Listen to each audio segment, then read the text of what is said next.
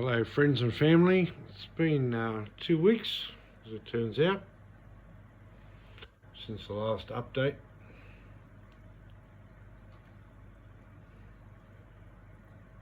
If you're here to be put to sleep, you're welcome. Won't be long. Do you remember the propagation tank? I told you there's babies in here. You should be able to see them now. They're all over the place. They're no longer tiny, they're quite big. So I'd say that's a success story.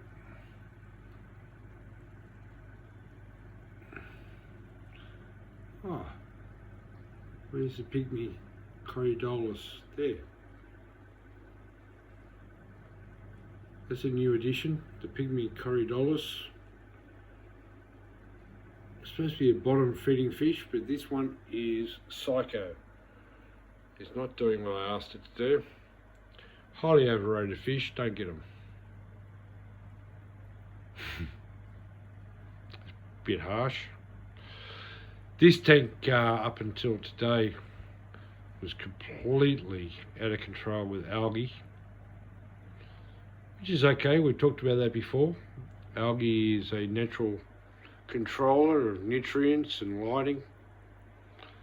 Keeps the water healthy, and keeping the water healthy is very important. So there's nothing wrong with that, but I did aesthetically want to have the tank looking prettier, so I've given it a clean. I've raised up the light on these blocks. I've reduced the hours of light for this tank dramatically, and everything's still doing well. I've also, we talked about this from day one, the biggest struggle is to not overfeed, and it's so hard to do. It shouldn't be hard to do. You should be able to just ignore it and not do it, but when you're like me and you're checking things all the time and they look like they're interested in food, you give them food. Well, I've learnt in this last 2 weeks there's a difference between them eating because they're used to being fed and when they're really bloody hungry. So I'm still learning and it's all coming along really well.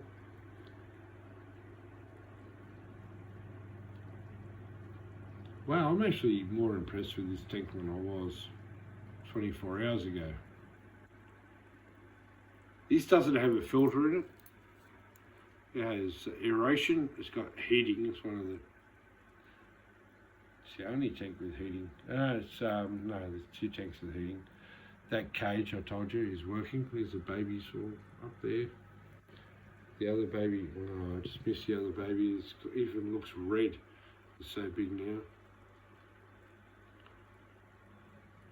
It is a total success story, but it's funny, this hobby. You think you're succeeding, and then you feel like you're failing, and then you feel like you're succeeding again. It's an emotional roller coaster at times. I watch the likes of Father Fish, and everything sounds like it's just, you just leave it alone, everything will be fine. I have to admit, I haven't done anything huge, any huge effort.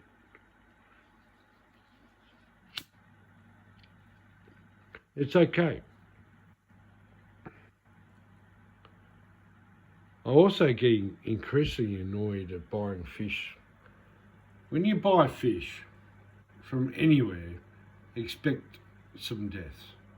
And it's not because you've done anything wrong, other than the fact, and I've mentioned it once before, that people who are breeding fish to sell are after profit.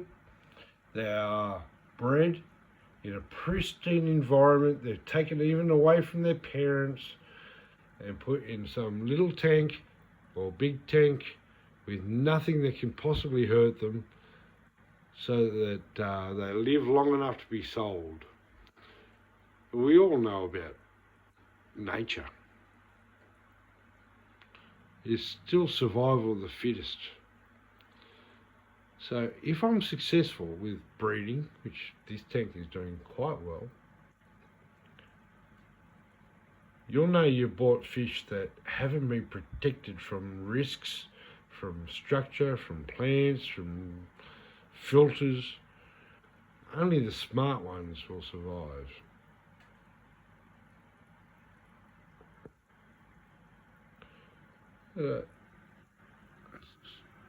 I didn't buy any snails. They all just appear. Where they come from, but they're a godsend. There we go, there's the pygmy coriolis. Corridors.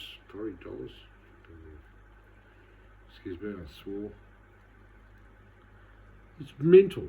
It's mental. Don't buy them.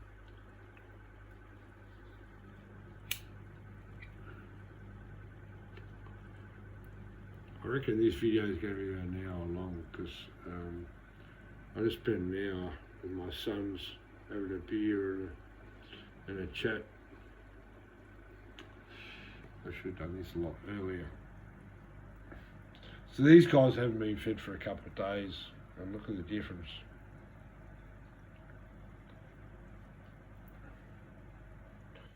They're all healthy, all happy. Alright, let's go to the main tank. That's right, Cass is in here. She's at work. She's always at work. Wow, look at this. Look how clear this is. I'm so proud of this. Look at this. Holy moly. And the Pacific blue eyes, aren't they excited to see me?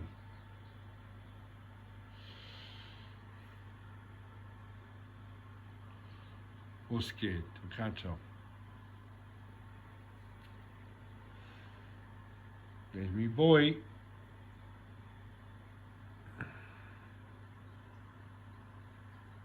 This tank does have a heater in it. Remember I had ick and I put the heater up to get rid of ick. It's not heaps warmer than everywhere else, but it is warmer. Look at these beautiful boys. This was, I told you, going to end up being a blue-eye tank, and look at it.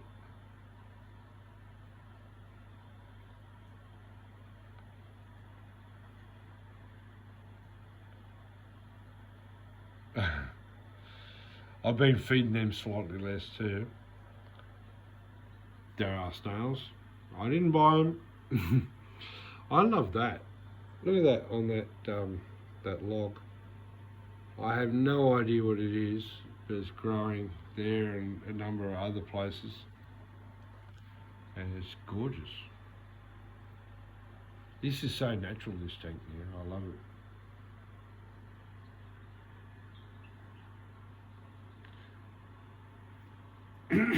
The shrimp are still in there. I don't know where they are right this very second.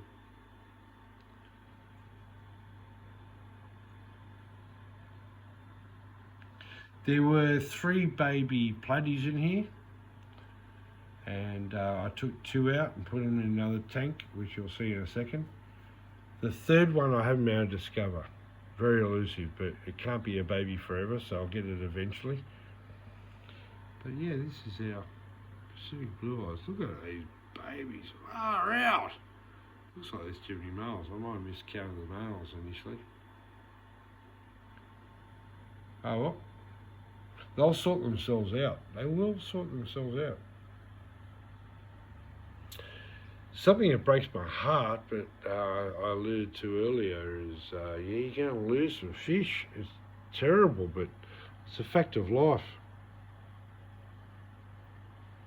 You can protect them and make sure they survive, but that doesn't mean they're living, or they're supposed to have lived in the first place even.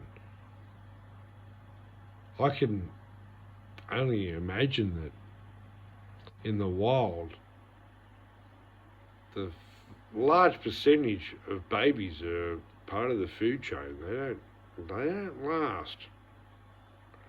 Why should it be any different here? If you buy any of my fish, you'll know they've had natural structure. They've had natural competition. And they're they're worthy of being used for breeding. So there's 3 boys straight up. Oh, do you remember I called this the tank of death? What a difference between what you're seeing right here and what I fucking bought from that shithouse place. These are healthy fish.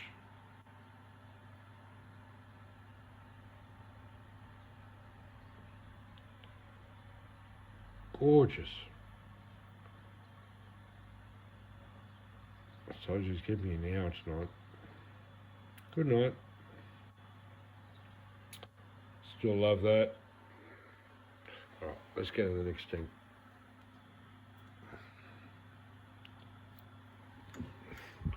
The Australia tank.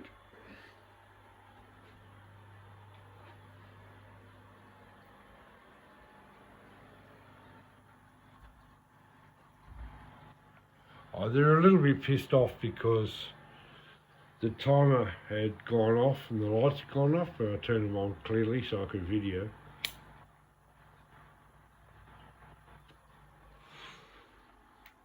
So the ruby barbs, the big fish, this is their tank. They came with the tank, they came with the shipwreck. They know, this is theirs. Now tell me some of those girls aren't pregnant. I know that he has been very aggressive and she looks very fat. So hopefully we'll have some babies soon. Now tell me about these white cloud minnows. Plenty of pregnancy there. Shouldn't be too long. That is a velvet sword. Where's your girl? She's around here somewhere. She's also pregnant. Oh, there was a platy. There's a platy ready to drop too. I just got them at bad time of night. Oh, down there is the velvet sword. Down the very back behind the green is a velvet sword that I reckon's full of babies. Hello, Ty. No fishing. The 2 little baby platies I put in here are very smart and they're using up here on the other side of the tank. There's the Pacific blue eyes. They're like hanging out on this side as well. Oh, there's a baby platy right there. See it? So there's 2 of those baby platies.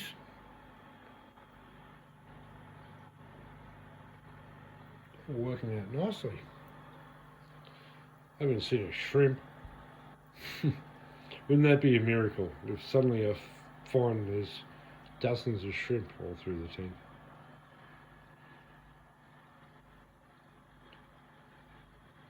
Beautiful scene. Beautiful scene. Everyone's happy here as well. Down here in the quarantine tank. What am I doing? That is a breeding mop, I think they call it. So at work I've got I've got goldfish, comets, in a patio pond, and they look like they're ready to lay eggs, especially if I add some warm water to the pot. So I made that yesterday. So that's our wool. So that should be a good spot. And as Kaz said, why don't you just put plants in there, like these ones? So I did, and they eat them all. Good luck eating this, motherfuckers. So they'll be able to lay their eggs in there. Got to adapt to the situation.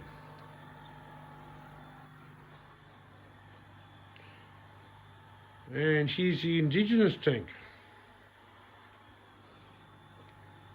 I know I'm a bit jumpy tonight.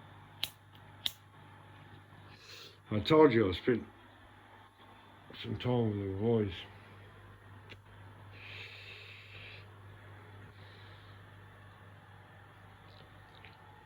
Maybe I'll turn it on. I've got a light up the top there. I don't know if you can see the bar light there. Let's just turn that on. There you go. It's not as impressive, I hope, but it does reflect the colours of the fish a bit better.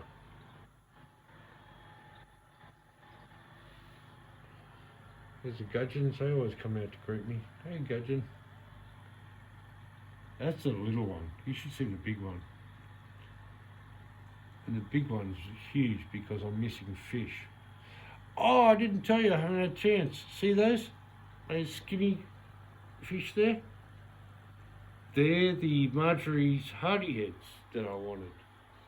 So I got 5 of them.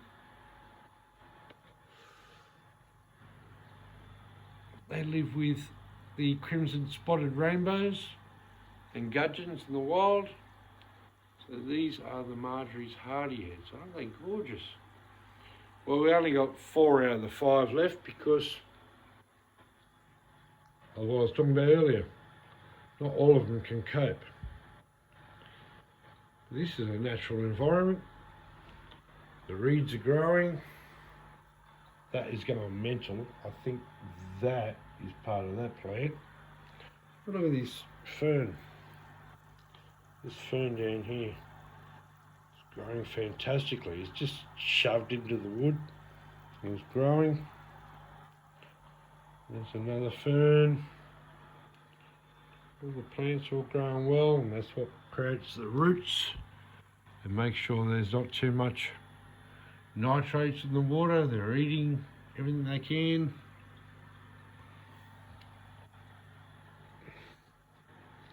I know it's jumpy. Sorry. Isn't that gorgeous?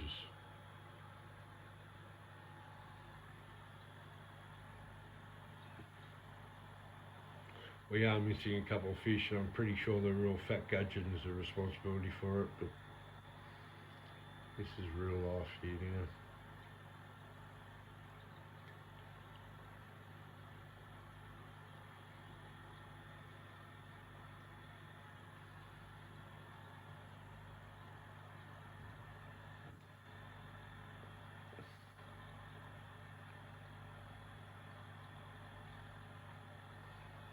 Imagine if one day I come out here and there's gudgeon eggs. Wouldn't that be beautiful? Look at it. Purple spotted gudgeon. Always there. Give me food, give me food, give me food.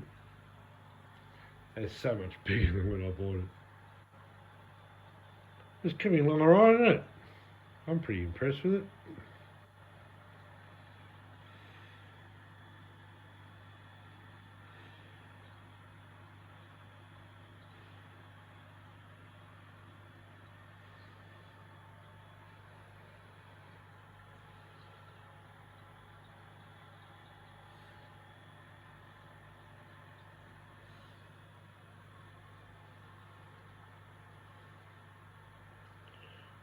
Alright, probably a bad mistake to do a video tonight, but it's been 2 weeks now, so I need to tick that box.